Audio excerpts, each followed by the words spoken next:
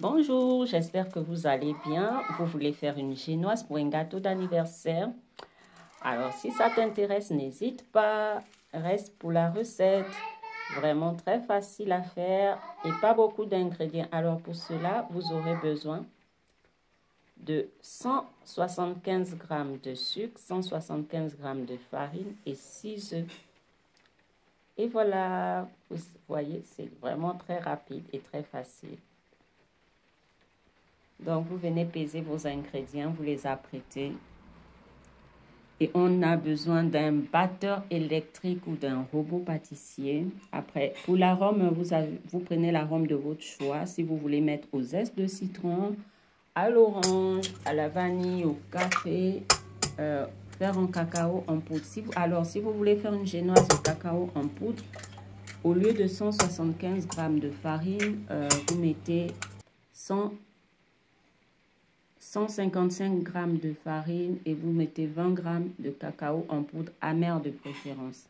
Et voilà, dans la cuve de mon robot, j'ai mis les œufs, le sucre et on va venir battre le mélange pendant 10 minutes. Alors, il faudra vraiment bien respecter les 10 minutes pour que votre génoise puisse réussir et qu'elle grimpe facilement. Alors, vous battez le mélange jusqu'à 10 minutes de telle sorte que votre mélange puisse épaissir, prendre du volume et être bien onctueux, comme vous pouvez voir sur la vidéo. Et une fois votre mélange est monté, première petite astuce pour savoir que votre génoise est prête pour ajouter la farine, c'est-à-dire votre mélange crémeux pour ajouter la farine. Vous prenez un cure-dent que vous piquez par-dessus votre pâte. Si le cure-dent tient sans rentrer, c'est que votre pâte est prête. Maintenant, si le cure-dent ne tient pas, vous continuez à battre jusqu'à ce que le mélange soit onctueux et ferme. Et voilà, ça c'est pour la première astuce. La deuxième astuce, il faudra éviter d'ouvrir son four pendant la cuisson de la génoise. Donc, pendant les 35 minutes de votre cuisson, il ne faudra pas ouvrir le four. Et il faudra également cuire votre génoise à basse température pour faciliter à votre génoise de bien grimper. Et voilà, vous voyez, je retire tout mon fouet. Et voilà, je vais faire la petite astuce. Vous venez piquer un cure-dent.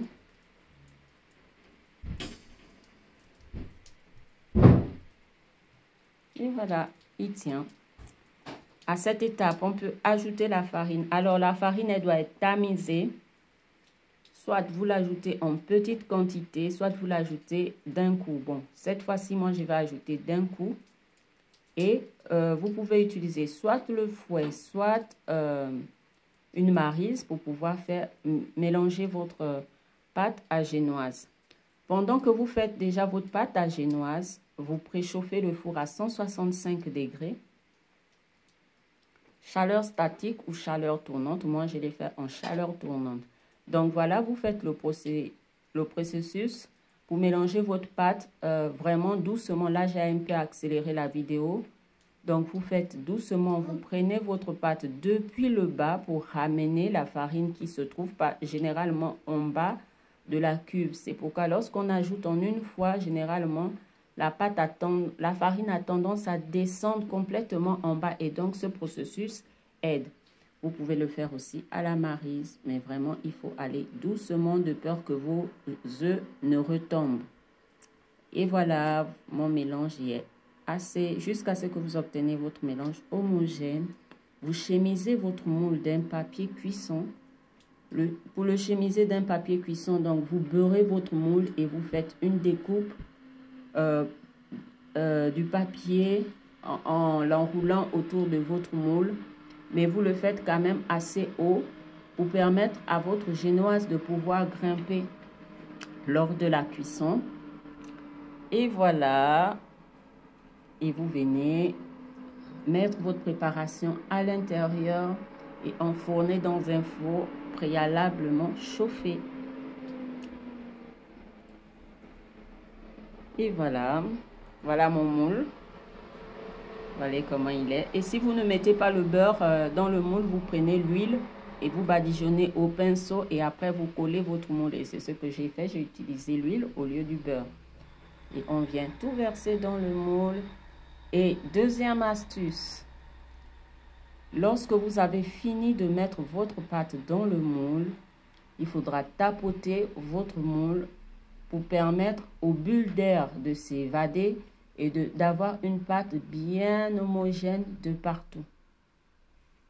Lorsque vous avez fini de mettre tout, évitez de laisser votre pâte reposer avant de l'enfourner. Aussitôt fini de mettre la pâte dans le moule, il faudra enfourner votre génoise dans un four préchauffé à 165 degrés. Et la cuisson se fait environ 45 à 1 heure. Mais moi, j'ai laissé cuire pendant 1 heure de temps. Et voilà, j'ai fini de tapoter mon moule et je l'enfourne. Voilà ce que vous obtenez. Et je l'enfourne à 165 degrés, environ 1 heure. Mais ça fait 1 heure. Et voilà ce que ça donne. Alors, bonne réalisation à vous. Merci de m'avoir suivi. Pour plus de recettes, n'hésitez pas à vous abonner.